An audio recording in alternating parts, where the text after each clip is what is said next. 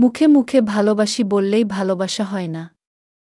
ভালোবাসাটা মন থেকে আসতে হয়, মন থেকে ভালোবাসার মানুষটাকে স্বীকৃতি দিতে হয়।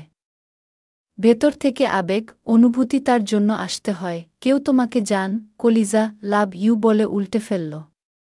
এর মানে এই না সে তোমাকে খুব ভালোবাসে।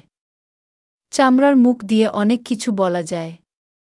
দিন শেষে কেউ তোমাকে সত্যিই যদি ভালোবাসে তোমার প্রতি তার আচরণ, আবেগ, অনুভূতিই সেটা বুঝিয়ে দিবে। কেউ তোমার সাথে অ্যাডজাস্ট করতে পারছে না। তোমার ভালো লাগা, মন্দ লাগা, তোমার আবেগ, ইমোশনকে মূল্যায়ন করতে পারছে না, তার মানে সে তোমাকে ভালোবাসি বললেও আজও তোমাকে ভালোবাসতে পারেনি। যে তোমাকে সত্যিই ভালোবাসবে তার তোমার সাথে কথা বলার জন্য ব্যাকুলতা থাকবে। সে তোমাকে প্রতিটা মুহূর্ত মিস করবে। তোমার সাথে কথা বলা, সময় কাটানোর জন্য অস্থির হয়ে যাবে।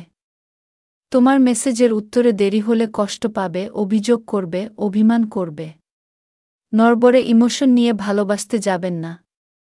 ভালোবাসলে জেদি হতে হবে, একরোখা হতে হবে। নয়তো আপনার দুর্বল ভালোবাসা পরিবার, সমাজ, বাস্তবতার চাপে হারিয়ে যাবে। দিন শেষে যারা জেদি হয়, তারাই সবকিছুকে তুচ্ছ করে পাত্তা না দিয়ে ভালোবাসাকে পূর্ণতা দিতে পারে। আর নড়বড়ে প্রেমিক প্রেমিকাদেরই বিচ্ছেদ হয়, মন মালিন্য হয়। অবশেষে ডিপ্রেশনে ভুগে।